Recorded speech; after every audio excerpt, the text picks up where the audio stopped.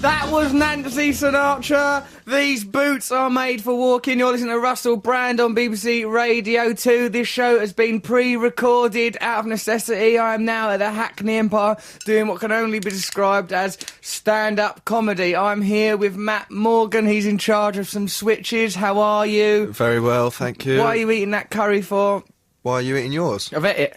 I ate it before the show began in a way that I can only describe as professional. Mr. G, the poet laureate of our show, and perhaps in many ways the nation, is here too. Later on, he will be doing a poetry. This is the bumper show of new items. There are going to be items in this show. Later on, we'll be doing a little item called Find G's Hat, where you must simply, well, I don't know, you must hunt him down, I think, or something. We don't know quite what happens. What? What's going on with boots are made for walking? The reason that's playing, Matt, as I'm sure you're fully well aware, is because I'm wearing such spectacular boots. Boots that in many ways have replaced Lady Diana in the hearts of this great nation as icons of truth, peace and beauty. These boots, I've done a few gigs in them, people like them. Really? Well, I suppose they are comedy gigs, aren't they? How dare you undermine the boot in any way? Some people said I do look slightly like a pantomime character, but would a pantomime character have a skull and crossbones on the toe of his boots? Yes.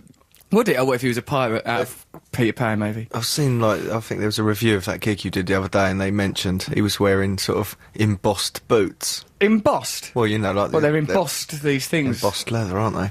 Yeah, they are, as a matter of fact. That was when I was doing something about the arms trade with Mark Thomas at the Hammersmith Apollo. There's a bit where I was going, oh, you know, I'll pretend I'm thinking about the arms trade, but really all I'm thinking is, aren't these boots brilliant? All right? But I do care. Don't sell arms! Why is there a little cartoon bone on the side of the boot? Yeah, it does look a bit embarrassing, the cartoon bone, because it's like a dog's bone. It's like something Snoopy's dropped down the side of his kennel, isn't it? Yeah, that's a little bit, yeah, I know. But, like, ultimately, Matt, the boots are, I think, sexy. Celebrity feedback on the boots isn't been good, though, is it? Courtney Love despises and detests the boots. And like that, has there been any other celebrity involvement? I don't know if there has been. David Walliams see them? Williams seemed to be intimidated by them. I see him just like during the conversation that I was having with Williams after last week's fantastic show in which we had Courtney Love and the wonderful Paul McKenna. I got this wicked text message from Paul McKenna going, my mum listened to the radio show. She was a bit shocked and said that you undermined and demeaned me. No way. Yeah, Wait, serious? Yeah, his mum was serious. You shouldn't read it out. You shouldn't have told everyone. Yeah, his mum, that's his mum, though. She won't be listening now. We've driven her away. No, but you've undermined him again. Nah. By saying, his mum told him. I like that. It made it worse. Thought that Paul McKenna was being bullied by us. Perhaps we'll ring Paul McKenna later on in the show. It depends on whether or not we feel like it. Tell you what will be happening, though. Yeah, Matt. Here's remember, we've got all our items. There's an item now. Russell's News, right? Where I read the news. And to give it maximum impact, I'll do it just before the actual news, which will doubtless be laden with more tragic undermining things. Of serious things. Let's undermine the serious, mate. There's no reason why serious things should be given any more prominence than stupid things, actually, if you think of it objectively. The parameters of reality are arbitrary. We can change them at will. Later on in the show, there will be Big Bird. Carol Spinney, who also done the voice of Oscar the Grouch. Why are you laughing at the very notion of Big Bird and Oscar the Grouch appearing on our show? Just, you know, you've already proposed to do your own news programme. You claim to want to interview Gordon Brown. Yep. Coming up on the Russell Brand Show, we've got Big Bird. Yes, we have got Big Bird. We're going to be asking what he thinks about the situation in Burma. Big Bird, do you think that the junta are going to be deposed by this peaceful protest, or do you think that intervention on an international level will be required? Oh, Mr. Snuffleupagus! Polly Morgan, who claims to be a taxidermist recommended by Courtney Love. We'll talk to her, because remember Courtney Love said she just started piping up about having a mouse or something, didn't she? Well, yeah, what's she saying? So it sounded I've got quite a mouse cool. in a bell jar. I'm not sure if I agree with it. She goes, oh, it's dead anyway, but I thought that's what taxidermy is. You can't taxidermy a living animal. Well, what about your boots made out of cow hide? Don't be obscene, Matthew. These boots were delivered like Billy's boots. They've come from heaven. They're manna. Yeah, so that kind of thing's going to be happening, plus numerous items. Matthew, we better decide on a song. Yeah, all right, but Don't Let Me Down, the Beatles. Should we play that? Yeah, Okay. why not? It'll be a nice thing to listen to. But I tell you what, Matthew, we're off on a voyage, aren't we? You're going on holiday for a couple of weeks. I've got to go off to Tuscany, finish my bookie work in time for publication.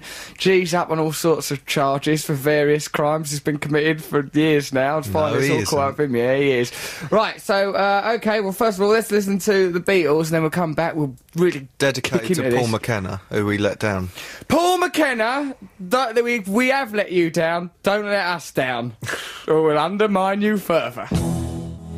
Don't Let Me Down, that is by the Beatles. We dedicate it to Paul McKenna, who we let down by undermining in right down the ear holes of his mother, who birthed him right out. Now, if you want to know a bit about childbirth, ask me about it. Matt, you must be intrigued already, are you? Go on then. Right, I was talking to the lady that does my acupuncture. She told me before that she was a midwife. Apparently, the methods for delivering children in the mid-70s were particularly violent and now considered unsafe. Like, What, in our country? yeah, like, not violent as in, get out, you little pig! Do you out know by their your heads. father's name? We were pulled out by our heads and that. I had an umbilical cord round my neck when I was born, swallowed all sorts of filth and mucus. Really? Yeah, I did, as a matter of fact, yeah. What a dramatic way to turn up. And also... Starved of oxygen? Starved of oxygen. Some say the brain never recovers, so I've been very lucky to grow up untarnished and brilliant. Right, so what you're meant to do when you're delivering a child is be all nice to it. She showed me photographs of children who were born under sort of methods that we would have been inducted under. They look wrecks. They just turn up screeching wrecks. What, even in, like, the 70s? The when we were mid-70s born? is when it was worse, because up until then, people didn't have that many techniques. Then these new techniques emerged. Just get them by their heads and yank them out. Holding them up. So she showed me photos of babies being held by their ankles as if they was a fish. That's Like, normal. And they smack their bums. you to make them mustn't cry. do that. That's You know- how babies are born. You fool! That don't happen anymore. What you're supposed to do is bring them out all nice and then she goes, look at how they're born. These ones that use this method, they'll What's come she out telling you about all gurgling up. this? But she probably thinks of me, Matt, in many ways as some. I don't know, actually, thinking about it, but it did make me want to have a baby. I just thought, yeah, I'd like to see. one Why? of So them. hang on. Why has she gone into sticking needles in people then? Because she used it, like a lot of people, Western people practicing acupuncture were inspired by Richard Nixon's visit to China, where he himself saw, I'm allowed to burp, that's part of life, that's Mother Nature, that's as natural as a breeze in the trees, or a dandelion or something.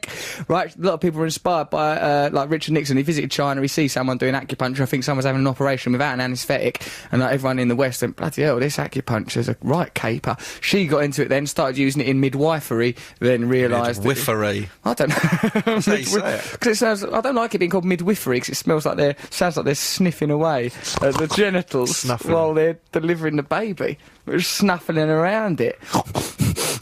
That's unprofessional. That put me off delivering the baby. I think God knows. babies have been delivered the same pretty much for, I reckon 100 years. No, there's been a lot of changes of late as well. And I think when my babies are born, I shall have... You could have them born under the stars, chuckling and gurgling, Matt.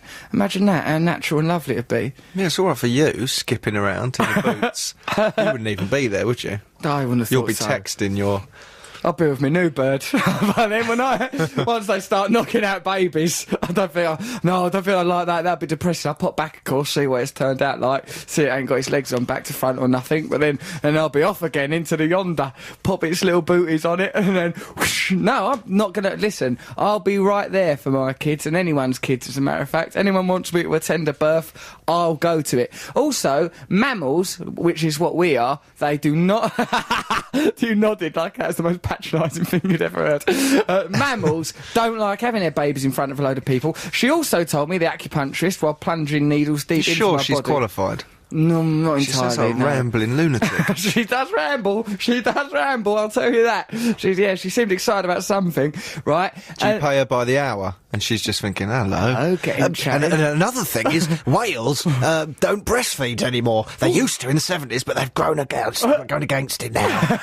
Yeah, just put another needle in there. And have you noticed that in Star Wars, no one ever goes to sleep? You're putting the needles in my day. Hey, you're putting needles in the light switch. How's that helping me? Oh, you'll help. You'll be brighter in here in a minute. No, another thing. There's these monkeys called woolly monkeys. They're down in Dorset. They're not indigenous. They're in a zoo, right? And like, what happens is, when their babies are born, they all the men clear off outside, and all the women monkeys help. Is it nice? There's lady woolly monkeys. Well, do me a lovely drawing of it with your crayons. Well, actually, Matthew, it's funny you should say that, because I've already done several drawings. And I illustrate the whole process of the woolly monkey birthing from start to finish. And I'm sure you'll agree that I've captured the essence quite beautifully. Not have illustrations been so expertly rendered since the cartoon series The Watchmen in the 80s. Now then, here's my new item. Gays! Dear Russell and Matt, says Ryan, I'm 21 and I think I'm gay. Well, this is good for my new item. Gays! Because I'm having strong feelings for my best mate Brendan. He doesn't listen to this show, so we can discuss this freely. He does actually says digust this freely. Digust, perhaps that's a new gay slang, which I'm going to have to learn about for my new item. Gays! We've been mates since secondary school. It all started when he had a pool party at his house, and all the lads all jumped into the pool with Nouth on. It says Nouth there. When he, I found myself to be very turned on by his body, etc.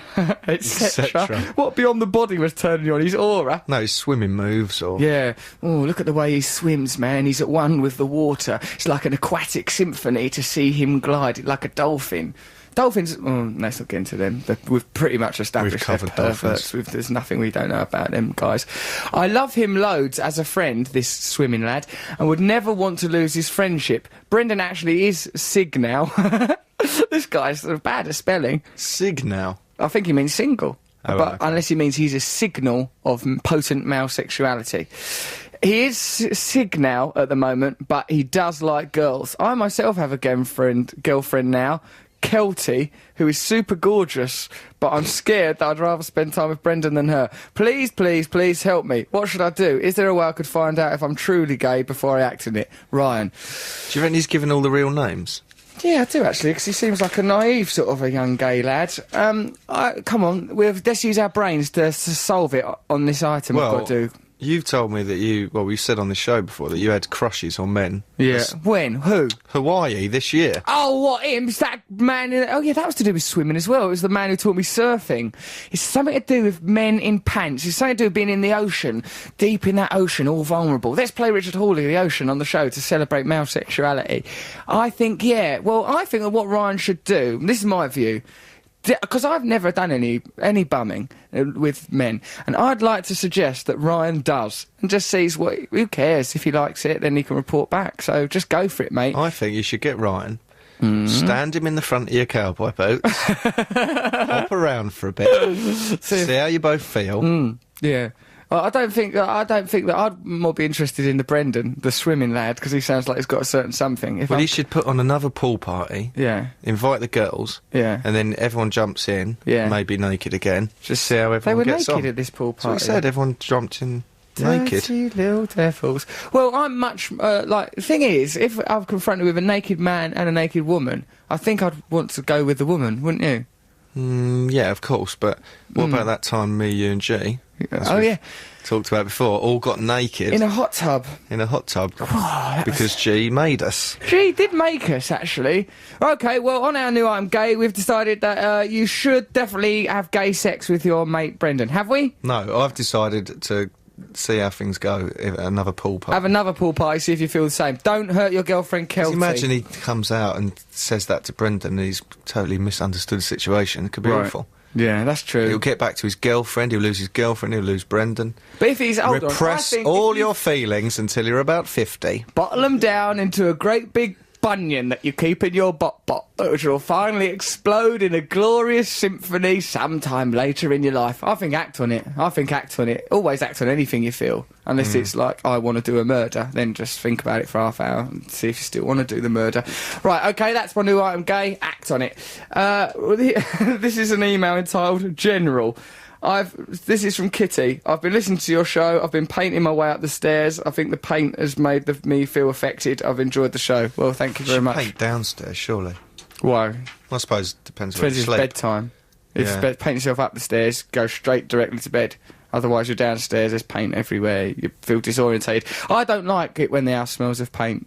I'd rather be somewhere else altogether. When was the last time you did decorating, painting, decorating? When I lived with a couple of lads called Mark and Andy in Bermondsey before I started earning money, we had to paint the old house. Mark and Andy were a couple of funny characters, I've got to tell you. They argued a lot like married couple, and like once they had an argument, like they were screeching at each other, very high pitched, and Andy ran downstairs to get a knife, but he got the whole lot of knives that were all in like, you know, if you keep knives and egg whisks and all different utensils, like a thing that gropes spaghetti out of a bowl. Yeah. Or he got the whole pot, so he was sort of threatening. He went, yeah, come on then, just with a whole tub of stuff. So he was threatening with a egg whisk, a knife, like a ladle, all sorts of things. It just seemed like a really odd threat, you know, in the end. And that we had to do some painting there, and just everything seemed all brightly lit and like a headache. You know? I quite like it because it's satisfying when you've done it. Yeah. I mean, it's quite good, the noise of the roller going up the wall. You must be so lazy at it. I'm not, mate. I really commit to decorating for a while. I once decorated my drama school as a job over the summer holidays, yeah, but I made some bad decisions. What, because you'd been expelled? No, I'd yet to be expelled. I was just like, they goes, all right, you've got no money, you can have this job. Some of the students with no money, they gave jobs decorating the toilets, but we decorated them all orange, and it, like, being in there all the time was like, it was like a migraine. It was ghastly business, really, to tell you the truth. Well, it's good that you've got something to fall back on. Yeah, no, if this all goes wrong, you know, I shall use my boots to store painting. Right, so we're going to listen to the Small Faces, are we? Yeah. I like the Small Faces, mostly because they were literally quite small, weren't they? They were all just dead little lads. Such a weird name for a band. The Small Faces. It's an unusual. Like having a small face. Yeah, what a peculiar way to go through life. Let's listen to the Small Faces. That was the Small Faces, Sha-La-La-La-Lee. You listen to Russell Brand on Radio 2. Matt Morgan's gone off to the lavvy. He'll come back in a minute, all disappointed that I just carried on without him. But that is life. I found a story here. It is about gay rights groups now focus on helping gay penguins. Like, ain't there enough gay people to help that you're going to start helping gay penguins? Listen to this. The Bremerhaven Zoo have noticed that 3 penguin couples turned out to be all male. In an attempt to encourage the penguins to reproduce, the zoo had flown in 4 female penguins. The plan was to introduce the female birds to the males, which would hopefully lead to the endangered species reproducing. But the zoo abandoned its plans after gay rights groups protested against the experiment. I don't think it should be regarded as an experiment. The zoo's director, Heike Kuek, said, everyone can live here as they please. I like that, like that penguins are looked at as, hey, under the general umbrella, everyone. But I've got an important message for you as well, right? Penguins, what about when you're little penguins? Oh, can I have a blue one? Can I have a red one? Can I have a green one? But underneath, all the penguins are the same, man. And there's a little lesson for us there about racism. Trust no one! No one! They're all the same. Also, penguins, bite the lid bit off, then scrape off the bit in the middle, then eat the other bit. So, yeah, I don't know. I think it's all right to... It's weird that a gay rights group cares about gay penguins, isn't it? Like, sort of like... I feel more like my loyalty is to humanity beyond my sexuality. What? Just gay creatures anywhere are being oppressed. Like, but they're just penguins. They're not. I don't think that's the same as being a gay person, a gay penguin. They're not gonna have the same culture, are they? They won't feel oppressed. They'll be unaware of their gayness, will they? Will they? Penguins? Could they ever truly care? Kuek said it was never their intention to separate couples by force, and even if it was their intention, it wouldn't be possible to make them interested in their new female companions. Gay groups had earlier protested against the organised and forced harassment through female seductresses. We're talking about gay penguins, Matt, and have been for some time. Well, what have you been doing in that lavatory? Well, I dropped my wallet and all my cards fell out of it.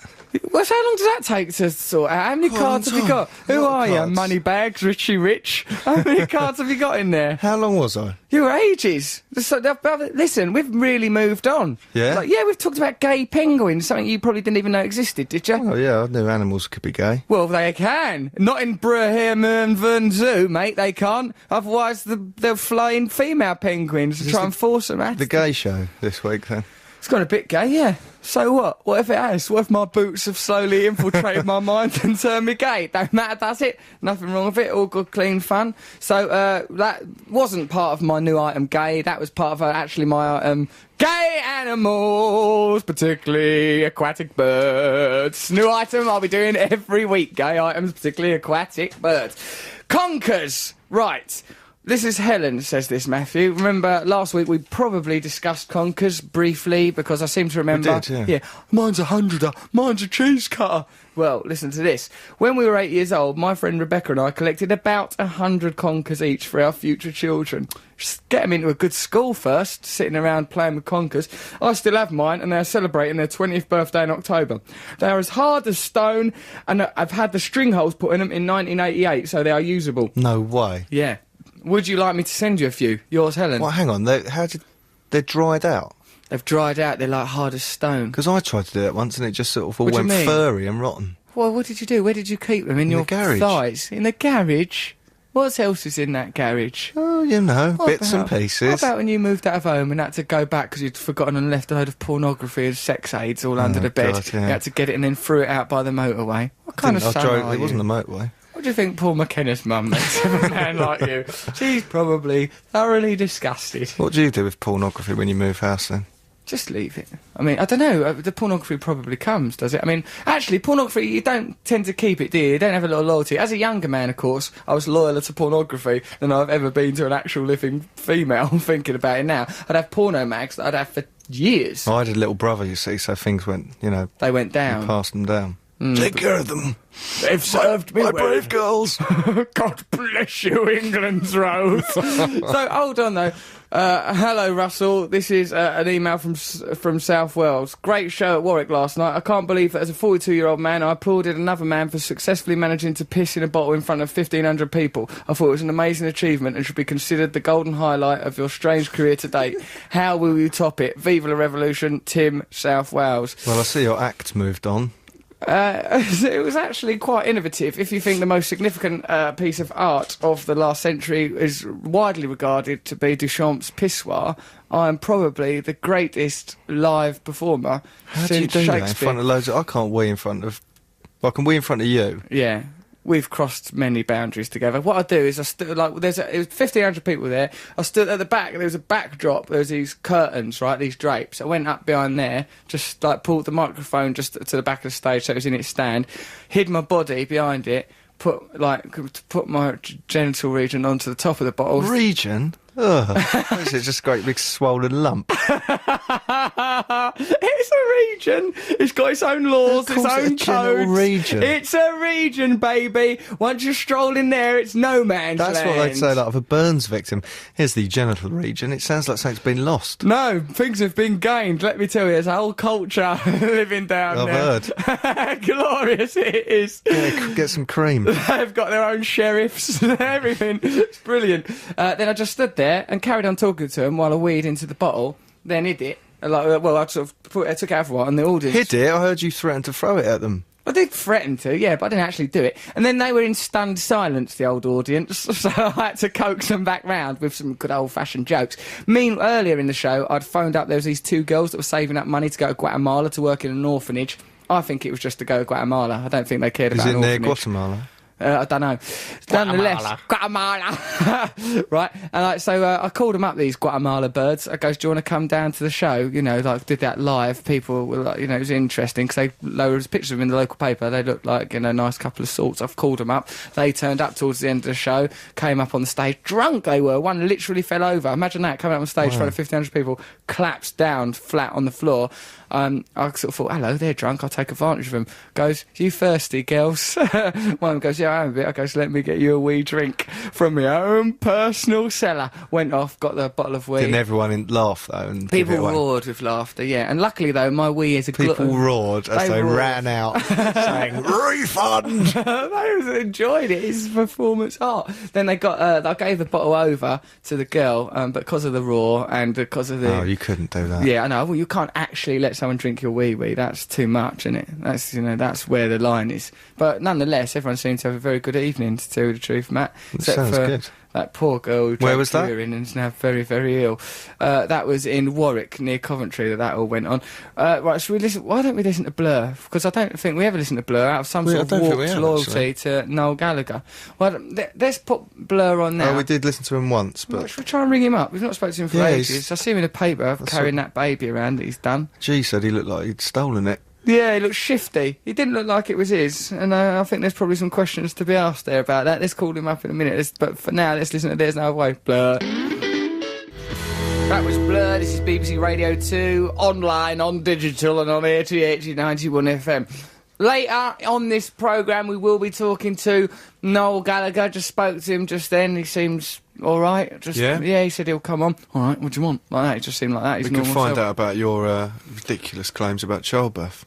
Oh, yeah. Yes, we can. Let's use him, because earlier in the show I said that the childbirth has changed dramatically since the mid-70s, where rather brutal methods were employed to induce children, whereas now there's a more clementine way of, not clementine necessarily, more, I don't know, sexy way of delivering babies. Now, who the hell would we like to listen to other than that absolute arsehole Big Bird, who's done nothing but betray and undermine me since I've been old enough to talk. I believe Big Bird might be there on the line now. Hello, Big Bird? Hello, here I am. Big Bird, are you all right? Yes, I'm fine. What are you doing, mate?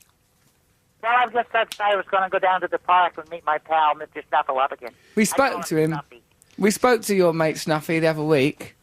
He was... Oh, did you? Yeah, he seemed okay, you know. I think he's a bit down on his luck, Big Bird. Well, he's sometimes a little depressed. I think he was depressed, and I don't want to cast aspersions on him, but it sounded to me like the kind of depression that, like, perhaps a glue sniffer might suffer from. You know, bit down in the dumps from solvent abuse. I think he's using that big trunk to hoover up great big dirty stinks. The question is, Big Bird, why are you letting your friends fall into solvent abuse? Well, I don't know. I didn't know anything about that. It's a surprise to me. Oh, listen, let's not attack you. You're a lovely sort of a fella. Big Bird, since the end of Sesame Street, what do you do to occupy yourself? Well, I keep busy because we have lots going on. Snuffy grows a cabbage patch right down there beside his cave down at the park. Right, okay, well, I'd question that if I was you, because like, some of those claims seem dubious in light of the way he was behaving last time I spoke to him. Really? I wonder what he said. I'd like to have heard that. Yeah, and he just seemed down. He seemed just a little bit down. Just keep an eye on him if I was you. Now, Big Bird, why did you used to roller skate about everywhere? I did, yes. Why was I still do occasionally. Yeah? Why? I tried some inline skates, but they didn't work so good. I suppose that's because, as a bird, you've got quite wide feet. Yes, I do. I have to be careful going around corners because my toe, the outboard toe, gets caught on the curbs. Just focus, is what I'd say. Big Bird, what type of bird are you, even? Well, I like to think of myself as a giant golden condor. But I'm really just a lark. Do you have a girlfriend or boyfriend or any other partner? Well, no, Snuffy's my best pal. I'm only 6 years old. Okay, I didn't realise that. I do apologise. I thought you were a sexually mature adult bird. I didn't. No, I've got years to go. Yeah, hold on. Big Bird, could you now reveal the person who lives inside your mind and is the chuckling puppeteer of your emotions, Carol Spinney? Well, there is a guy here named that. Right, get him. Are you Mr. Spinney? Yes, I am. Hi. Oh, Carol Spinney. That was amazing. You've got a menagerie inside your own mind. Well, yes.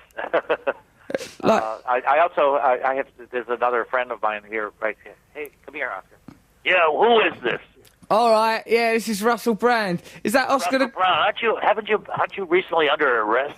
Yeah, I've had a few problems with the law, as a matter of fact. Which I think might be exacerbated now that it's come out that I've tried to chat up a 6-year-old bird on the radio. That's not going to help. Mind you, in bird years, he's probably not got very long left. Why do you live in a bin for? Well, Oscar, it's for you. Yeah, I love it because the rent is cheap. Right there. I know you like to call them a dustbin. Yeah, we do call it a dustbin. Now, my understanding of it is that you, Oscar the Grouch, live in a bin on account of the fact to sort of demonstrate to children that there's such a thing as homelessness. Is that right? No, actually, I never thought of that. Yeah. No, I don't think so. No, it's just that I choose. I'm a grouch. I love trash. Yeah, you've driven people away. And so I kind of enjoy living in my dustbin. You know, it's nice. On a rainy day, I open the lid so I get nice and soaked.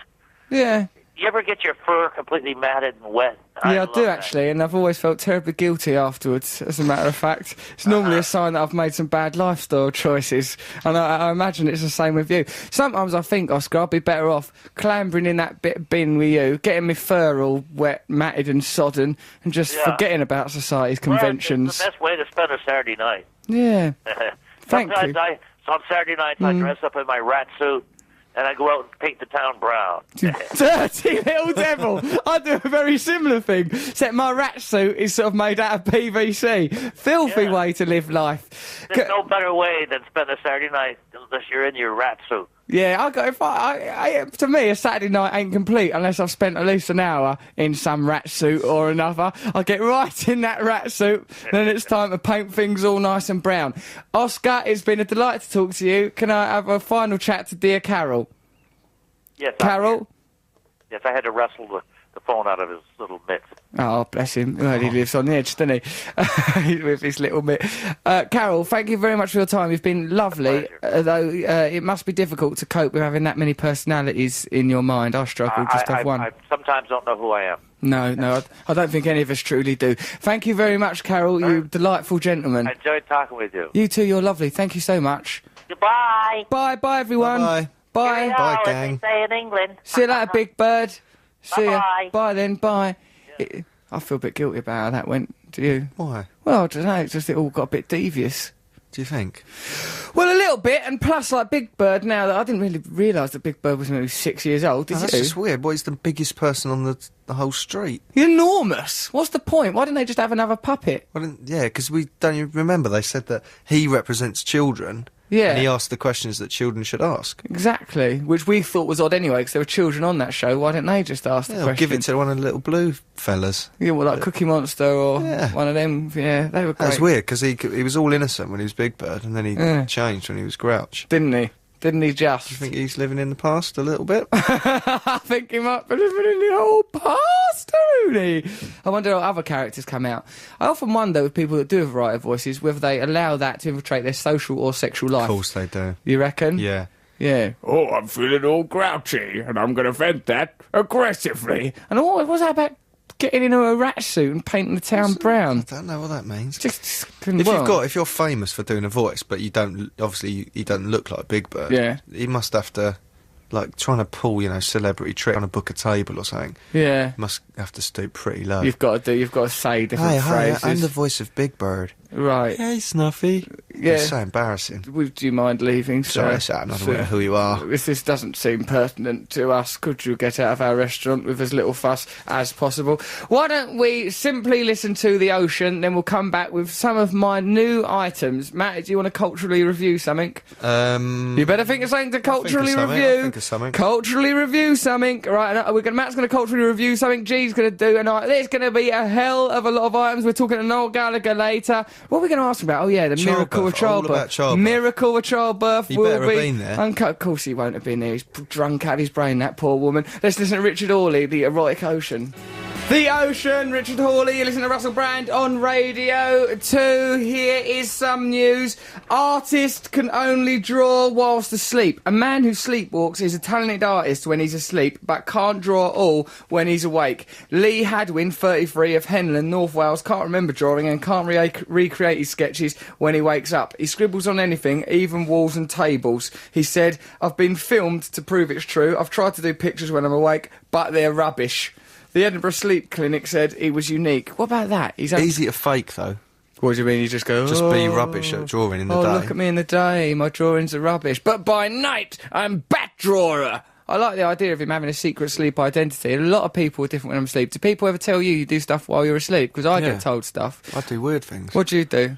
Snore, snuffle. Snuffle? Say odd things. It's weird, and it's embarrassing that your personality changes so much when you're asleep. I apparently have, like, proper conversations, murmur, You whine. murmur. When we were driving across America and you fell asleep, you go, where's your murmur? Say things like that, and I go, what? You go, Just murmur, all vulnerable. yeah, spooky. Oh, I don't like that. I don't like murmuring vulnerably. Because sometimes one of your eyes is hanging open. What, have an eye hanging open? Yeah. Do I do anything magical, though? Do I have any gifts? Like, do I draw something good? Maybe make something out of clay, like the head in that Lionel Richie video, Hello, that people care a lot about. No, just sort of eating. Just eating? Have a rice cracker? Well, let me know you this, that while you sleep, you chant racist slogans, you pull your knees into your chest and fart violently, you seek Heil, you cross yourself, you giggle and interfere with yourself. It's ghastly to watch. Do you want to do a cultural review or something? Yeah. Matt's cultural review will It's now back. return. Hello. Matt, what would you like to culturally review? The city of San Francisco. Oh yeah, what do you in think America. of it culturally? Good that you know it's in America. It's a brilliant start. Good start. It's got facts in it as well as opinions. Yeah, it's not just opinion, cultural review. That's a mistake that a lot of people make. There's a newsreader that I recently met. She's all This is a cultural review. Oh, Don't sorry. override it. there's no point in having a cultural Ridiculous review. libido. Unless Oh, there's a newsreader. oh, okay, imagine that. Oh, I love the tragedy. The tragic facts. Oh, go on, tell me something sad. Okay, Go on, I'll tell you something sad. tell me something about San Francisco. A lot of homeless people there. Why are they all homeless? About half the people in San Francisco don't live there. They're just wandering around in the streets. No, it's because they can't walk up those hills back to their houses. Yeah, It's built on some funny hills, isn't it? Why build a house on hills It's like a nice that? place, but it was a bit cold. Yeah. But we can't judge it on that fully, No, that's not its fault that it's so bloody cold. and full of homeless people. Apparently, other homeless people go there to be homeless. It's a mecca for homelessness.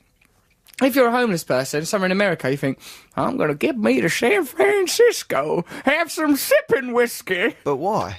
I don't know. Apparently, people are more generous there, something like that. The Golden Gate Bridge. Yeah, but if it's becomes saturated with homeless people, then the generosity must tail off. Yeah, I know. I don't know why you'd do that, Matt. I think if I was homeless, I'd go somewhere where I've got a bit more cachet, and I'd be more like an old-fashioned tramp with a hat with a lid on it and course. shoes that look like they were mouths. Also, it undermined our journey terminating there. Certainly did, didn't it? Because It's just, full of... it's a shipwreck of a town. No, it's not. It's a lovely place. Beautiful. Um, Oh, I love it. I love San Francisco, baby. but that doctor I had to go and see because of asthma. Matt, with his various and constant illnesses, had to visit a physician in every town while I was going to AA meetings across America to fight the terrible illness of addiction, the terrible and very real illness of addiction. Matt and his phantom Russell, you have to conditions. go to Naughty Boys Club. I'm not allowed to do it anymore because I've done too much. I took it too far, see? I thought I could have a bit of fun, but I didn't know where to draw the line, except on a toilet lid and then up my bugle. Go on then, why I'm down the doctors. Well, I went there with my And may I supposedly say- phantom condition of asthma, which he This quickly... is outside the remit of a cultural review, because how is that No. a culture? That's part of the culture. The What, going to the healthcare. The doctors? healthcare. With a bogus illness? What? So you're saying Michael Moore's film Sicko about the healthcare industry in America is wrong? Thinking about it, Matt, this is very much the English version of Sicko that you're making right now. You're opening my mind real wide. No, he was Go on. crazy, this bloke. He was like doctor? Chinese fella in squash gear. What shorts? No, tracksuit bottoms and a vest. What was it that particularly Vest showing chest and arms. chest and arms of a doctor? Yeah, but he was dressed as like a... Did he have nice skin on his arms? No, he was like, he was... Was there any erroneous hair? Yes, back hair. Mm. And then all around the office there was pictures of him with Sean Connery and people, but on film sets. Like he Right. must be a doctor who gets employed on film sets. Yeah. And he goes to me, what's wrong with you then? Like that, he was really aggressive. And I went, I've got a little bit of asthma, I've got a tight chest. And he Yeah. sat me down and he put his, listening device. Oh, yeah. What's it called? Stethoscope. Stethoscope. All round me and went, and I breathed in and I made sure it was wheezy. You made There's it nothing wheezy, worse than you going little there and then- hypochondriac. And then your breathing goes all... Like, Do so a this wheeze. is Do a wheeze. You did that? Like Not as bad as steptoe? Harold! Don't leave me, Harold. Muttley. No, I put in, you can't go there and then it's gone. The condition. No, that would expose the true nature of your illness, a mental one. Go on, then, what did he say? I like that. He said something to you about allergies. or He something goes, like oh yeah, you don't. He goes, no, these people who have a cat or a dog, it's disgusting. And flowers, don't go near flowers like that. And then he said, He goes, why have a cat if you can't get sex anyway? Just get a beautiful woman. he goes, get a hot chick. Like that. And I went, I don't think people who own cats have sex with them. And then he thought I'd said, I think people who have cats have sex with them. And he went, Yeah, they probably do. Yeah, they probably do have sex with them, don't they? I like you. You're funny. Hey, me and you, we're two hearts with just one mind, man. We're poor hot chicks together. Yeah, he had some strange views, that doctor. he was crazy. And then he gave me, obviously, every drug under the sun. Undeserved And had to pay bucket for of it. drugs that you had to get, yeah. Yeah, but so he was, he was a real character. What was interesting to me was the self-satisfied way that you went around hoovering up that asthma thing for the rest of the day. This old thing. Yeah, it's my burden, but Hobbling around like the Elephant Man. You've up got the no hills of San sympathy when I'm ill. Francisco. When you're ill, I'm always quite nice. Quite nice. Is that's the best you could do? I'm always, you said, jabbing at the air like Enoch Powell. Then Yeah, I know, but realised then I was desperately trying to quite think of a nice. time that I'd been You've nice. Been anything like nice. Migraines, I'm always nice to you because I used to have them. Those migraines. What oh, other things God. have you had wrong with you? Your back pain, when you suddenly go like that. What's that all about? I'm a cripple, aren't I? It's a miracle I can still walk. I'm ridden with diseases and illnesses. He used to have a comedy back condition. Yeah. That he'd be walking down that. It did look like you were putting it on, Did but it? I'm sure you weren't. He'd just walk down the road and then go, oh yeah, well, the fingers. I'll be all right. I'll be all right. It's okay. Don't look at me! Right, okay, you listen to Radio 288 to 91 FM. Hey, Hang on, I haven't culturally summarised. Oh, God, it's nothing to do Cold, with culture. homeless people, probably quite nice if it was warmer. I don't think it was What fair about to the judge. culture? We went to the Beat Museum with Jack Kerouac, Yeah, and then Ginsberg, the Beats. You've done nothing You did about a gig that. all over it and I couldn't look at any of the exhibits. That was the culture. Well, me. I can't review you. Review me. I done some culture. What other things happened with I you there? done some. What other things Oh, happened? well, as if that counts as culture. That was the highlight. Trams going up and down. You're putting a tram and a doctor and an asthma inhaler and some homeless ahead of me. What about in a my cultural review of I a thought it was the city. city of brotherly love. Yeah, no. I owe you Philadelphia. £100. £100 for that being the city of brotherly love. It's the city of brotherly love. I go, no, it's not, mate. He goes, yes, it is because of all the gays. They were like brothers having it off with each other. I don't know what went on in the Morgan family, Matt. But elsewhere, people that are brothers, even if they are gay, generally look for other gay lads. That's why I know so much about gays on this lovely gay show. Listen, because here's some news for What you. up to your news we're meant to have? We're having news after this news. Don't let it get you down. Try not to get out to bed. Listen to a bit of lovely actual news from me. 8891 FM, Radio 2, BBC. Live Wire, Motley Crue. You listen to Russell Brand on BBC Radio 2, or as I'm now meant to say, this is BBC Radio 2 online, on digital, and on 88 to 91 FM. You're meant to say that going into the news. Mouthful. Doesn't scan well, does it? This is BBC Radio 2 online, on digital, and on 88 to 91 FM. You'll hear, if you listen to Radio 2 a lot, you'll hear people saying that. They won't be able to do it properly. It'll be awkward. It'll cause a bad atmosphere. I don't could think. do it. Go on, try it. Try it then. Let's see you say it. Right, this is Matt doing an item. This is BBC Radio 2 online, on digital, and on 88 to 91 FM. You little boffin Thank square. you. It sounded rubbish. You made everything sound really sour. Now, while we're on the subject of square people living button-down lifestyles, let's talk to father of two, Noel Gallagher. Hello, Noel. Who listens to Motley Crue? We do, man, because we rock out instead of going around having babies like squares. Yeah, so cowboy boots and Motley Crue. Yeah, You're and never going to get a sex. boyfriend.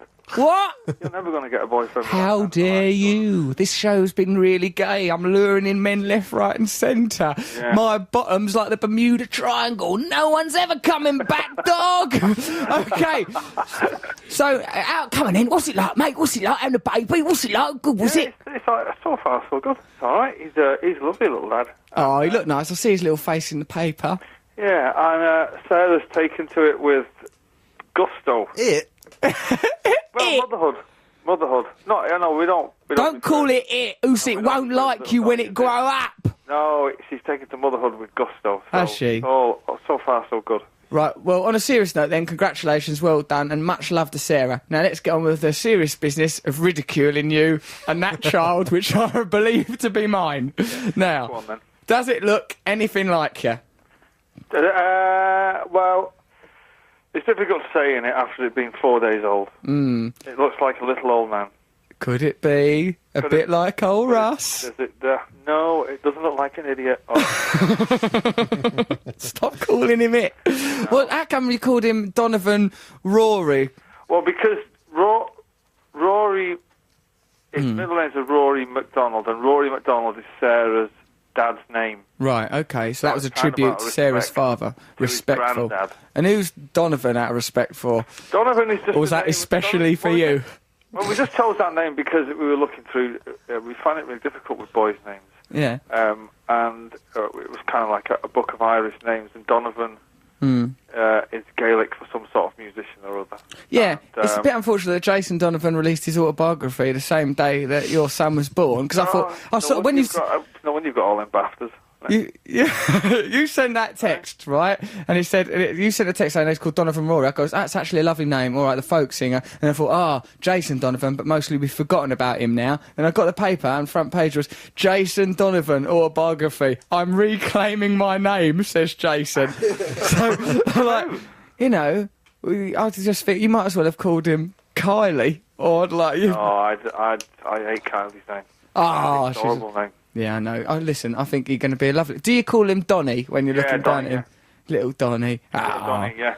And, so that's that. So anyway, the cowboy boots. Yeah, all right. Let's don't put that up on a par with your new son, my cowboy boots. I've taken delivery of a new child. We've all taken delivery of a pair of extremely square cowboy boots. How do you know about my cowboy boots? I was listening to you last Saturday night in the hospital. The mental hospital where you've had to retreat I was to. even listening to you after I'd sent you the message saying I'm going to get my head down because I've been up, you know. And you were like, how dare he? Let's just call him up anyway. Like, what an idiot, man. Yeah, I'm a bit of an idiot. There's been a child who's been born in somebody's life today, and all he's bothered about is his poxy little radio show that 400,000 people listen to. 16% audience share, Noel. A successful, vibrant show, one of the best podcasts in the damn country. Be deceiving. Anyway, why are you pre-recording this? Where are you going to be on? I'm at the Hackney Empire doing my DVD. If you're any kind of a man, you and your children will turn up. You had a camera pointing straight at me, so it made it look like, you know, I'd laughed at those jokes, well, 3 times anyway, and I was there for the 4th time because, oh no, calm down, because I'm doing my DVD and I need someone to calm down. And so I get there, if anybody's listening to this radio show, and he's got a camera pointing straight at me from the opposite side of the room, so every time you see me laughing, I'm just like, oh my God, I better laugh at this. So many times, the one about the luggage and his cat. So I might come down to the Hackney Empire because your new stuff is really good. Thank you very much for saying that. It's about Matt, which I like, which Matt actually likes him as well. That's not in the show. It is actually. That's the close. That's not going on show. the DVD. Don't make such a fuss about stuff. Oh, he's an half hard work to dealing with this young man's sensitivity. How did it work out with Courtney Love last week? Because I went to bed at that point because I literally couldn't keep my eyes open. But yeah, she was good, you know. She was absolutely no trouble. She's much. She's like quite together, wasn't she? She's in good shape. She's all sort of slim and that. She's got a bad rap, hasn't she? A reputation precedes her. Yeah, I know. She gets hard time. I've got a lot of time for her. I think she's a lovely woman. Yeah, well, you have probably varying reasons, though. How dare you undermine my feelings for Courtney Love? Listen, Noel, the main thing we need to talk to you about is vis-a-vis the old birth of your boy child, your lovely son. Now, when he came out in the world, was he happy? Slid out like a dead otter. Did he? Right, yeah. And he...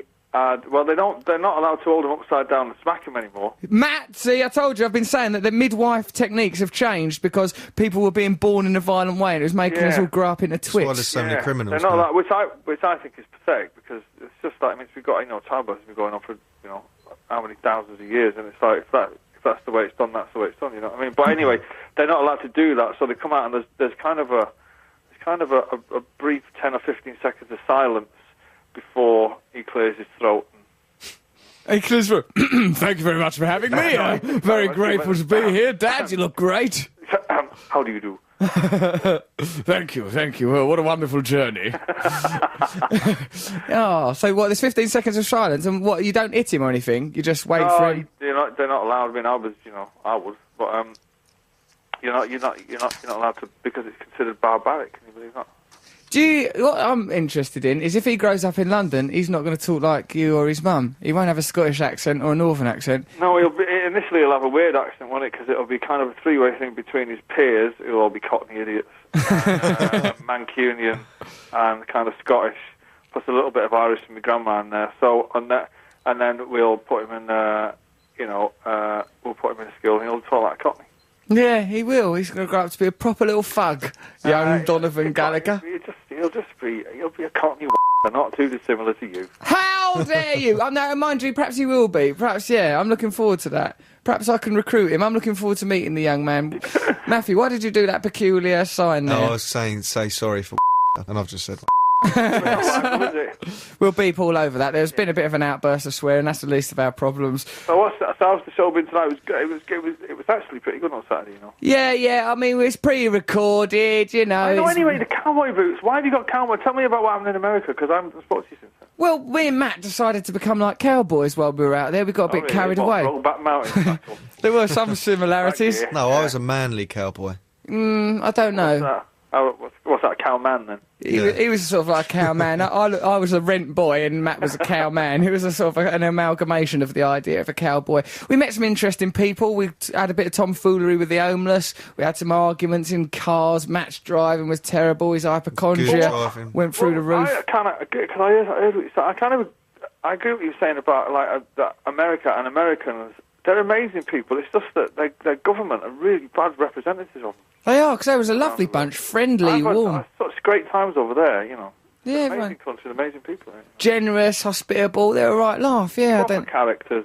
Yeah, I like it over there. Well, yeah, when are you doing a record? We've got a single out. We've got a digital single out on Monday, actually. Why don't you give it to us and let us play it exclusively first? Why do you think? Because you don't respect us? I don't know. Radio 1, Little Old Radio 2. Little Old Radio 2, the most... Radio 1 in the daytime, right. Little Old Russell Brand on Saturday night when everyone's in the pub. Right, I want you to know, Noel, that I've taken my genitals out of my trousers to show that Radio 2 is infinitely more powerful than stinking, wretched, weak Radio 1.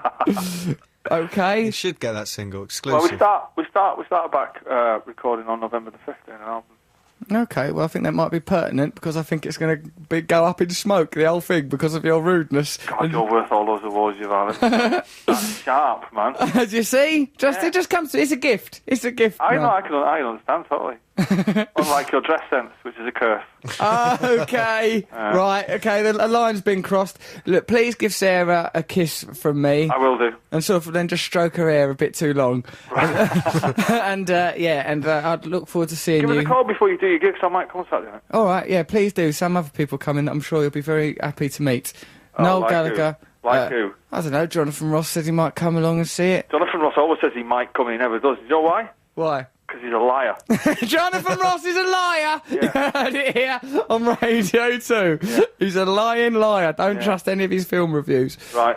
I'll speak to you soon. Speak to you later, mate. See you later, See you later, mate. Bye. Bye, there he goes. Well, let's dedicate this track to Noel Gallagher and son. We should have dedicated this to him while we still had him on the phone, so we could have humiliated him. He might listen to the show. He'll listen to the show. He'll be there listening to this. He certainly won't be turning off my gig. I won't have him. This is for you and your new son, Noel Gallagher. We'd like to dedicate that to Noel Gallagher's firstborn son, Donovan, Rory, Charlene, Mrs. Mangle, Bouncer, Gallagher. God bless you, Mum.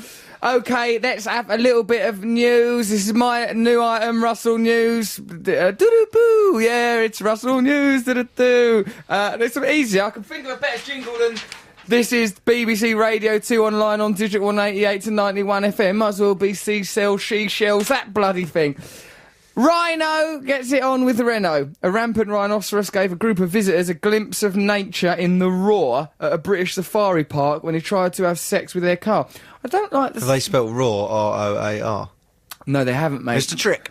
It's R-A-W in the typical way. But which makes me think that the rhinoceros... I think they're called the rhinoceros. So the rhinoceros's genitals might have been sort of somehow ravaged. Do you know what I mean? The car was ravaged. Okay, fair enough. He tried to have sex with their car. Sharka, a 2-ton white rhino, got amorous with Dave Alsop's car when he stopped with 3 friends to take pictures of the animal mating with his partner Trixie at the West Midlands Safari Park. Trixie's a sluttish name for a rhino, isn't it? No, Dave was with his partner. No, hold on. No, Trixie is the partner of the rhino. Oh, right. Trixie's not in the car. I thought he said he was in his car watching it with his partner Trixie. No, he's mating. But this is not a story What's a about man mating with a rhino? It's not what this is. They just called it Trixie. Trixie, the people at the Or maybe she was safari like, she pulled tricks and she knocked fences over and just stuff. like a rhino prostitute. Like, oh, hello, well, if you've got enough, I don't even know what a rhinoceros would want other than sex with a car, it seems. The 12-year-old rhino tried to mount the Renault Laguna from the side, denting the doors and ripping off the wing mirrors before Dave drove away with a puffing sharker in pursuit. He was a big boy and obviously aroused, said Mr. Alsop on Thursday. I like it when people have to say obviously aroused. Often in News of the World articles, he was clearly aroused, because it makes me think, ooh, all aroused. Because aroused, and it's the affiliation of that word with an erection, it's interesting to me. Well, why don't you use it more often instead of saying erection? I was obviously aroused. That's hello, I'm aroused. I'm obviously aroused. Look at me. Bloody thing, it's nothing but trouble. Obviously aroused, to Mr. Alsop on Thursday. He sidled up on us. Look at that, sidling. Hey, baby. Hey, what's going on? I'm just gonna... Hey, don't mind me. I'm just drifting by. Cut for that. I'm obviously aroused. Yeah, a rhino don't sidle because it's not got the ability, What is was it? the rhino thinking? It must have looked like a robot rhino.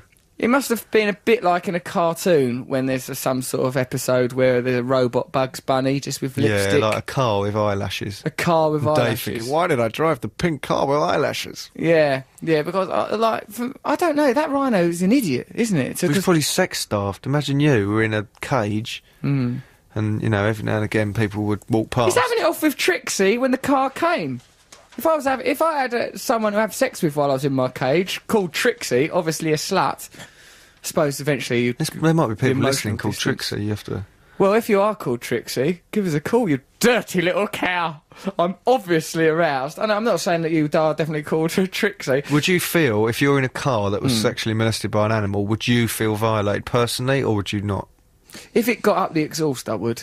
How would you know? Well, Because you could hear it from the sound of the engine. I'd check after with a lolly stick. I'd go put a lolly stick Oh no, down it's there. been right in there. Look Oh, at my look dipstick. at this. Look at my dipstick. Powder and paint dipstick. Powder and paint is you is. If that rhinoceros, it would depend. If the rhinoceros reached climax at my car, That's bad. I'd go, come on, mate. What would you, I mean, say you're in the car with Yeah. a woman, would you feel protected? Would you say, I'm sorry, darling, this will be over soon? I go, Would you mind? Don't look, dear, now, but there's a rhinoceros, and he's behaving in a very ungentlemanly fashion. Put the hazards on. Ding, ding, ding, ding, ding, ding. That'd probably turn it on more and make it think like he's in the red light district or something. Like he's on holiday in Amsterdam, having one of those clock-watching bit of sex. Yeah, it's an interesting bit of psychology, isn't it? What for? Well, the rhino. Imagine you had kids in the car, you'd have to explain it to them. Right, when a rhino loves a car very, very much, he gets certain urges and he expresses himself. What's happening to the car is very beautiful, I'm frightened, it's very natural. He smashed the back window. He's trying to get me with his horn. It's the most beautiful thing in the world. It happened in the Garden of Eden. Yeah, it's difficult. It's It's difficult. embarrassing as well when you go to the garage. Yeah, what's that? Oh dear, man, that's going to cost you, mate. What happened to that rhino trying to shake it? Oh yes. As a matter of fact, that is what happened, okay? Well, I'm your wing mirrors. Well, there were some monkeys as well. They got a little bit aroused. Frisky little devils. Yeah, you wouldn't feel the rhino lumbering over there like that. I swear, I wouldn't like the bit where it lumbered up to you with its ancient antediluvian hooves, all scaly and untouched by time. It's a funny looking animal, isn't it? Well, yeah, Its I mean, how does it horn is justify made out of itself? hair. That's matted just hair. What a pervert. It's just let his hair mat into that. Yeah, twizzled it up Ghastly. over years and then evolved into just having a natural quiff. He's twizzled up a little Mark Almond quiff right out the front of his little snout. Dirty little devil. Well, listen, what else happens? He was a big boy and obviously aroused, said Mr. Alsop. I don't like the way that Mr. Alsop seems to be getting into it. He was a big boy. And what's it and called, obviously Mr. aroused. Allsop? Sounds like a caretaker in a brown coat. Well, Mr. Alsop! Hold on, boy. Right, no running in that corridor. Here, you've got all your juice on my mop. Now, Mr. Alsop brings it on himself. He's talking about it like him and that rhino had deep feelings for each other. Mr. Alsop said on Thursday he sidled up on us. The next thing I knew, he's banging away at the car, and it's rocking like hell. Sounds quite good, that bit. Hey, it's rocking like hell. Sounds like a lyric from a Cocoa Pop commercial, in fact. Yes. The rhino's trying to do it with my car. My wife just popped out of her bra. For breakfast I have choo-choo top. Now we're gonna clean the back seat full of slops. Oh yeah. Dun, dun, dun, dun, dun, dun. Dirty rhinos are so randy, they've turned the back of our car white. I'd rather have a bowl of rhino slops. Yes. A spokeswoman for the car, which says rhinos... A spokeswoman for the park said rhinos are not particularly intelligent animals, said that Shaka was a hit with the female rhinos and had fathered 2 calves in the last 5 years. Calves. That's what it says. What do you think what I Sounds say? like she's making a pun on calve. Oh, right. Car. I don't know. Half rhino, half car. Yeah, well, I mean, what would that really be like, though? Well, let's try it. Bit of something like this. He's got a bit of a reputation, this lad, and he was obviously at it again. I don't like the way she has shirked responsibility for the park and gone, oh, they're not very clever. Yeah! Don't have cars and rhinos in the same bit. Have a car park. Have a fence. The monkeys are absolute idiots. I mean, we let them get drunk, and they're completely irresponsible. They completely ruined the burger van. It was just really stupid. Idiots. They've ruined it for everyone else. The lions have wandered off. We've had to sack 2 monkeys this week alone. They were selling the burgers at a ridiculous price. They can't turn a profit. There's one of them weed in a frying pan. It's absolutely absurd. Hello, you lovely, says Sarah. I just wanted to point out that Matt may look like the woman man from the Bounty advert. The other kitchen roll is available, but Russell well looks like Nigella Lawson, so much so that I've started to fancy her. Also, it's a bit late, I know, but Sharon from EastEnders looks like a moomin. Love you all, Sarah. It's true that she Good did. point. Good She did point. go for a long mooming stage. A real moomin, as if it was like a sort of a moomin puberty, like mooberty, like, you know, like Yeah. some sort of sexual... There's a certain Miss Piggy element to her as well. Yeah, but a nice She Miss wasn't. Piggy. She wasn't unattractive. Because Mrs. Piggy... Mrs. Piggy. Who's that? Miss Show Piggy's her mum? some respect! She married Kermit, didn't she? No, she didn't. Didn't she? To her, really... well, she'll probably be on the show next week, knowing she your did. contacts. Okay, Russy Wussy! Hiya! Hey, that was quite good. Like, Miss Piggy, I fancied a bit as a child. Because of her energy.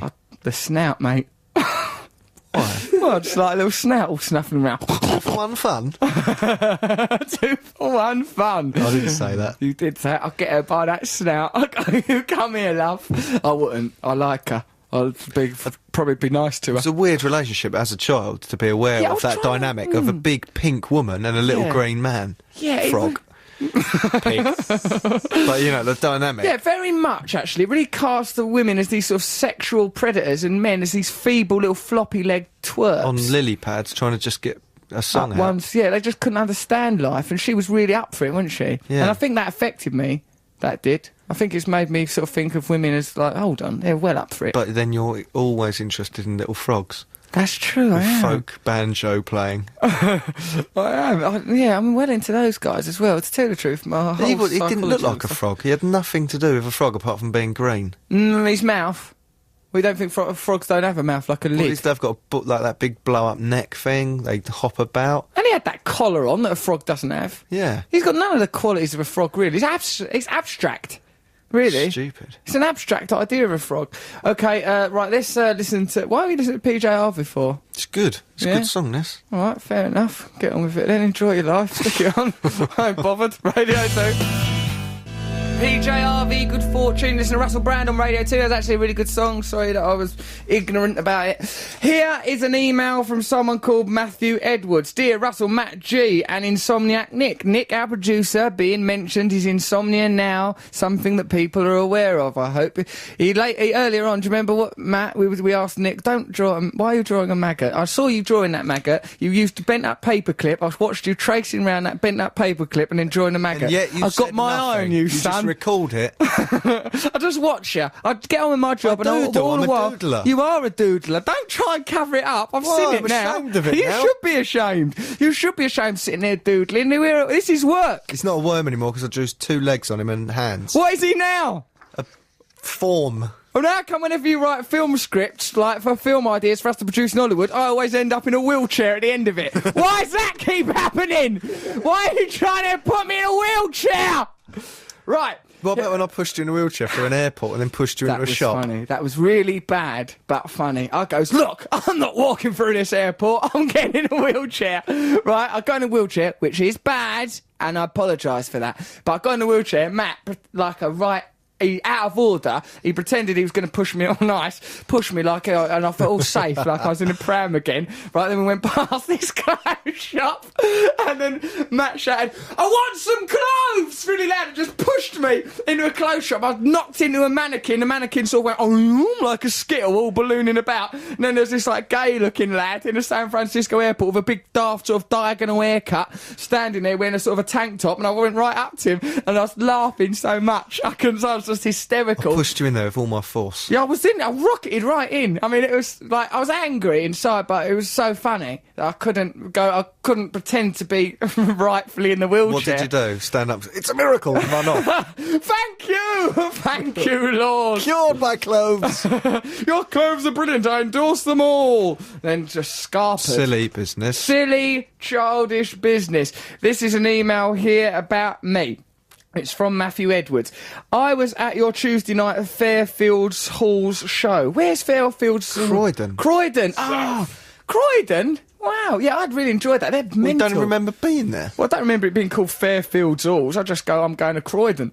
Very funny it was too. However, in the bar, I met no other than diminutive funny man Ronnie Corbett, who was in attendance with his lovely wife, and another man who looked dignified and middle-aged. A man with thin, fuzzed-up hair, yellow wool suit jacket, possibly his producer. It says in there, 'cause remember he always go, and the producer said to me, Ronnie, he said, do your Kermit the Frog impression. It was brilliant. I can't Go do just it go, under pressure. hey, I'm here at the scene of Sleeping Beauty. Or whatever it was. You join me here outside Sleeping Beauty's house. Here I am, Kermit the Frog. It's like having Kermit in a room. Matt Morgan can do actual Kermit. Make him say something weird. What did you feel when Miss Piggy used to come on to you and that?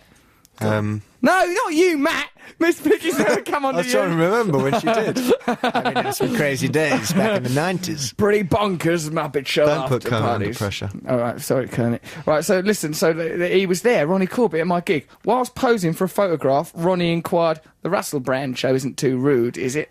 No, we replied. He's not too bad at all. You then proceeded to go on about onanism, masturbation, threesomes, foreskin balloons for an hour and a half. Ronnie Corbett's changed. I remember when it just used to be 4 candles. Now, Foreskin balloons. Foreskin balloons. Foreskin balloons. I hope Ronnie wasn't too embarrassed by it. Mind you, if next time you watch the Royal Variety performance you see Ronnie with back-combed hair, mascara and tight jeans, you'll know where he got it from. Keep on trucking, Matthew Edwards. Do you know what, right? This is P.S. Russell is very proud of his new boots, isn't he? He kept sitting and crossing his legs, bouncing one up and down and tapping his booties. Can I just say, right? What? Ronnie Corbett goes to your gig. Yeah. Right? So And they're pretty wild gigs. We have Big Bird as the caller on the show. We could have a comedy legend phone up. Of course we could, but what if because Big Bird, if we upset him, it's not the end of the world. Remember, we upset all of them. We upset Zippy, Big Bird. Don't say we. What? Well, we've said worse things on the show, mate. You know, like, so we don't want to drive away Corbett. You know, I like him, and someone told me that he likes me, and he must like me. Don't turn this round, because I'm saying he's good, so we should have him on the show. Now you're going, hey, let's not upset Corbett. Don't listen. You're the person who would upset him. You go, Mr. Corbett, who's got a big swiller? You and Ronnie Parker. I'm sorry. I would not. I would conduct probably a very moving interview that would be shown after Corbett's death. Oh, mention his death. Well done. Undermine him. Look, that will be a very sad day for British comedy, but when it comes, I'll be first among the mourners, just there, nude, celebrating Ronnie, the only way I can. Now, listen, the important thing is here that he goes, if next time, this is what Matthew Edwards go, next time you watch the Royal Variety performance, you see Ronnie with back-combed hair, blah, blah, blah, you know where he got it from. I've been invited to do the Royal Variety performance. What do you mean? What? Should I do it? Coat check. No, not coat check, performing for Her Majesty, Queen of England, Queen Elizabeth II. Well, She won't like you. She will, mate. Don't you think so? I think she'll go, Ooh, Lily Savage looks terrible. Shall I think Her Majesty? is she ill again? I think Her Majesty's going to eat up my gear. She's gonna, Hell does that mean? out of a saucer if she What are has you to. going to do? That's for children. No, is it? This for the Queen, mate. She's not a children. She's a grown woman. God bless you, Your Majesty. No, but hang on, isn't it children's royal variety performance? I don't know if it's got the word children at the beginning, but all I know is I might do it. Because it's Queen. Materials that's the Queen. Well, let's read through the list. Masturbation, foreskin balloons. Don't do Ronnie's stuff. I'm not doing any Ronnie's. Oh, Ronnie will push us over the edge. Well, I'm thinking about it. I mean, imagine that, the royal variety performance. I know what you'll do. What? You'll go out there like a little chimney sweep and grovel to her. Oh, hello, Your Majel. Hello. A curtsy. You would, wouldn't you? Yeah, I would actually, because I might get a knighthood. That's why, and then I'd be a sir. Imagine that. You've got a long way to go before you have to get your hand out your trousers for a start. Ah, good old life. You can get knighthood. What? Why can't I couldn't. get a knighthood? And your book comes out of all those revelations. Oh yeah, there's been some revelations. Queen will have advisors. You get to shake hands with her. At the end, she comes up to you, the Queen. Now listen, you know me, I'm a revolutionary, and as soon as we get them heads lopped clean off, the better it'll be for everyone. But until then, Her Majesty the Queen of England... Well, shake her hand. You don't get to shake her hand, you're not You allowed to do, touch you her. line up afterwards, and she goes, oh, hello, did you like that? Or something, you know, have you come far? And I go, yeah, I have come far, but not as far as I'm going to go. Get over here! sorry, Mum. Yeah, but it's going to be a hell of a show, isn't it? Well, you're not in it now, are you, after saying that? Yeah, I will. They'll bring me to the top of the bill. I've revealed my true I think the intentions. only way you could do it is if you were doing a mime act. Why, do you think I've been capable of saying And even then stuff it would be appropriate? crude. It would be a crude. The lady would be sick in her handbag. Probably our lady. the Queen. Her Majesty, God bless her. Well, I think that I should be allowed to do royal variety performance. When is it? I don't know, it's coming up. It's before Christmas. It's not very edgy now, is it? I know, it's not edgy. That's the reason I might not do it. But the reason I might do it is just because imagine the stories. Imagine something weird will happen. Something weird will happen if I perform in front of the Queen. What about all the protocol? You're not allowed to touch her, you're not allowed to do certain things. I might break down some barriers. Do you remember when that Prime Minister of what I'm- Australia put his yeah. arm around her? Yeah. Imagine how he'd have felt if he'd have gone, oh, Your Majesty. Hello Your there." cane. And what have you got under there? Kept your light under a bushel, didn't you, all these years? Hello? I never even They suspected. should not let you near that place. Well, they might do, mate, and then it's too late. Then I'll be free. Hey, Russell, Matt and G, says Ollie Wilson from Belgium. I don't know if you know this, but Russell is in a school textbook. I saw this the other day in What? English. As a giant fan of the podcast, we don't get the radio here, just the podcast, it's the best thing I can do. I live in Belgium and I go to an international English school. I let out a little laugh wondering what you would say.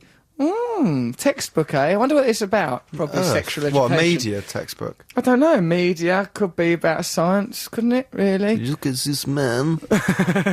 This could happen to you. Why don't we listen to James Brown? Then we'll. What have we got coming up? We can talk to that taxidermy woman. Nick, our producer, just strolled in and goes, "I've got Kermit the Frog's wife on the phone." Like, we go, "What, Miss Piggy?" You go, "No, they were never married. His actual human wife." So we could talk to her. Kinky. Dirty business, really. We don't want to trouble her, do we? Kermit's actual human wife. Let's get a taxidermist on, because I've got some interesting questions about whether they'd do me when I go. Let's listen to James Brown. Okay. All right.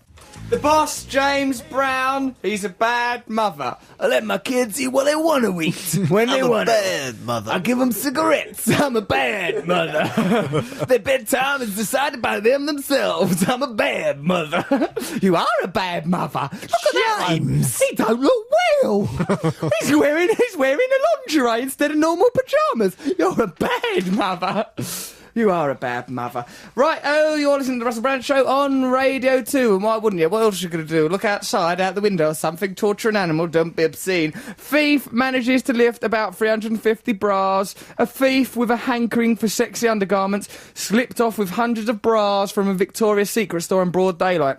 Police in Flagstaff say they're taking a close look at how the thief managed to take off with 350 bras while the store was open. The anti-theft tags hooked on the bras didn't trigger a store alarm. The theft from the store on Sunday was not captured by surveillance cameras, police said. The suspect items may be resold. They are monitoring internet and auction sites. The bras are worth an estimated 15 grand worth of I thought that bras. was building to a bad punchline.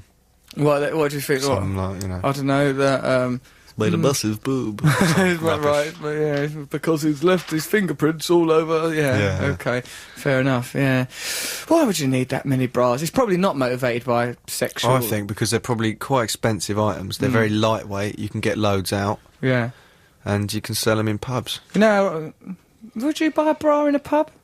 That's where I'll get all mine. I won't buy a bra outside of a pub, to tell you the truth. Not anymore. I don't know why people buy meat out of a pub. Because why would you want some meat that someone's just carrying around in a sports bag? I wouldn't trust it. Because it's just off the back of a lorry, isn't it? But Yeah, but it's meat. you can see that it's not. You can smell it and stuff. I just wouldn't buy it. I mean, I'm a Meat, vegetarian anyway. DVDs, Yeah, cigarettes. DVD, fair enough, that's not going to kill you. Here's a good thing to do. If, say, you know someone who's got a nice, big, lovely bum and big boobs, put a DVD sort of in their bum like it's a credit card, just leave it there, you know? Are they dead? Yeah. They are now, Who mate. is this person? Just anyone. Try if anyone with a big enough bum. Lovely big bum. Pop that DVD in there, it'll stay there. Or under the boob. Find how many places you can get a DVD on a person's body. You're the sort of man who would have sex with a rhino. Sometimes I go to that safari park just on a bicycle with a lovely little hair. DVDs! DVD! Want some meat? Sausages! Sausages! Yeah, so what are we on about, mate? Because I feel disoriented suddenly. Well, I think you started talking about putting DVDs in people's bum cracks. Oh, yeah, that's right. I was you ever done that? Yes, I have. Not right into any You do orifice. some funny sex things, don't you? What How else? would that even occur to you? Because I just... That's not enjoyable for anyone involved. It wasn't apart from actually sexual. Perhaps the audience that probably had to watch it because it was part of your act. It wasn't sexual, mate. I just was looking at the DVD and I was looking at a bottom and I thought that bottom could store that DVD. And What about the person's feelings? I was trying not to think about that because otherwise how could I focus on the DVD, which was the real matter at hand? Did it take it? It did. It just, you could In leave the wrong it there. region? I think it may have been the wrong region. Yeah, it don't work no more, that DVD. Right, okay, mate, I'm sure, didn't we have something important to do, haven't we? We've got taxidermist. Caller.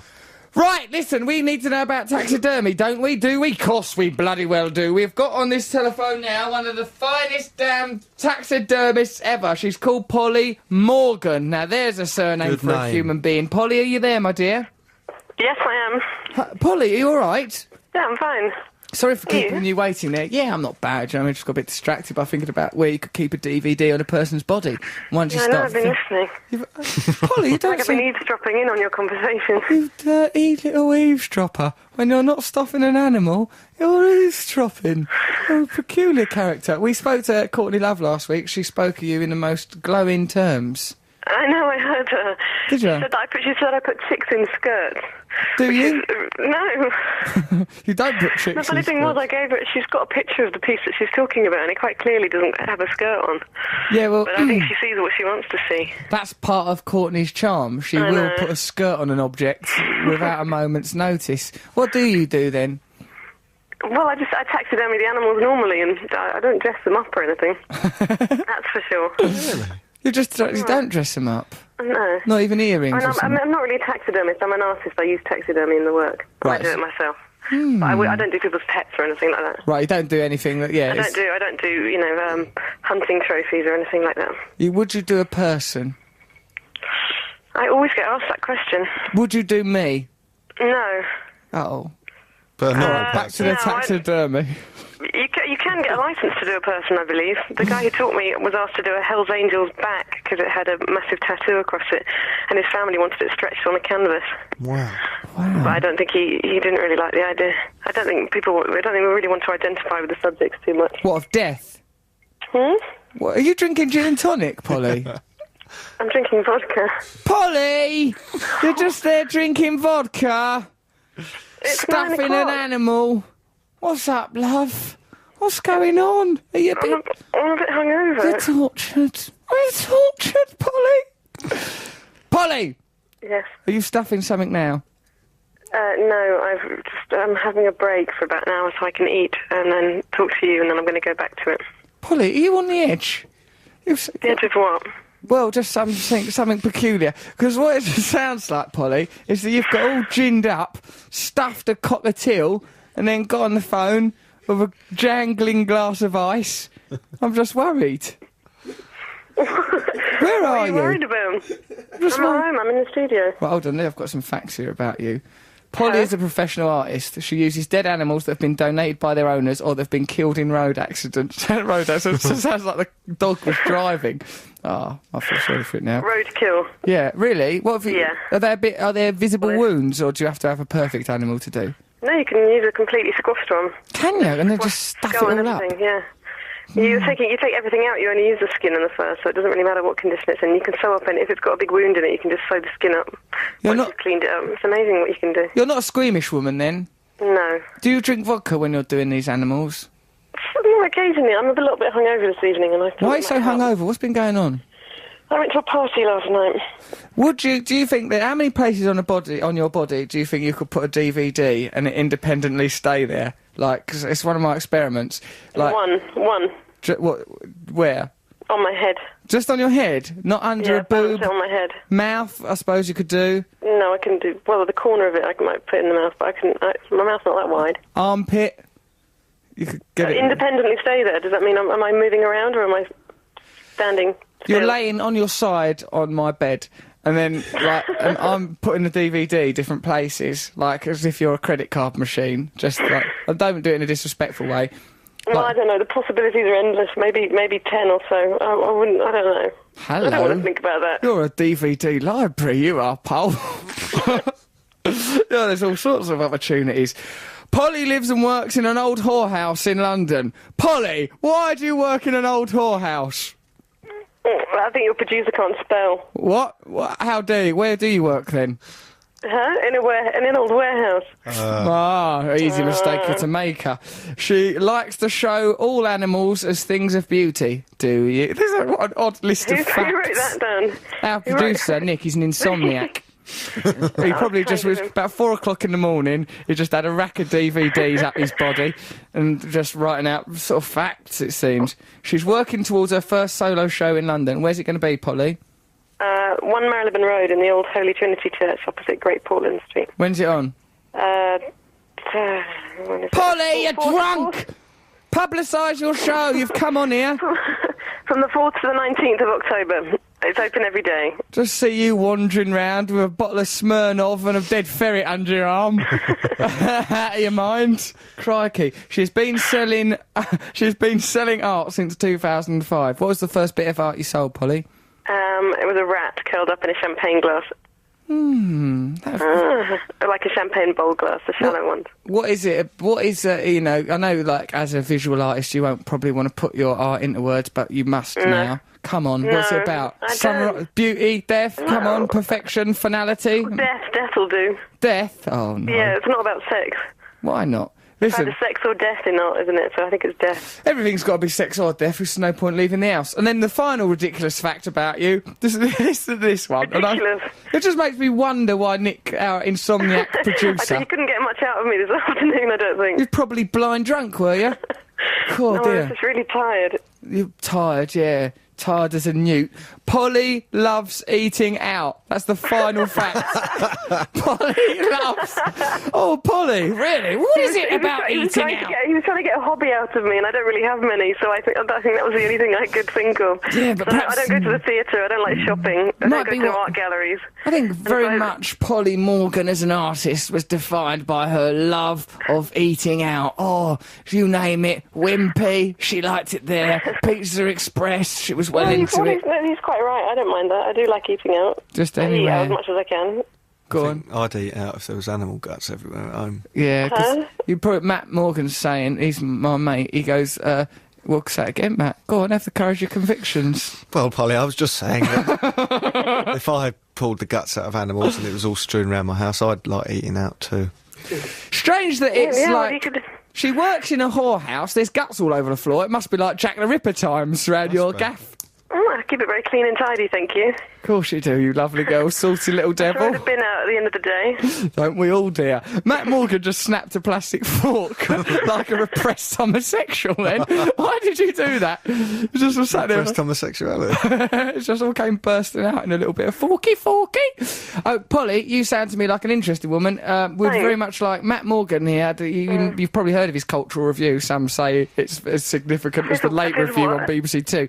So perhaps... No, I haven't. No, it's very important. He's one of the great cultural critics of our time, very much. Yeah, so we're going to bring him. We'll bring him to your art show. When's it on? Well, the opening's next Wednesday. Right, Matt'll be there. But I shouldn't be broadcasting that on the radio. Everyone will turn up. No, they won't, dear.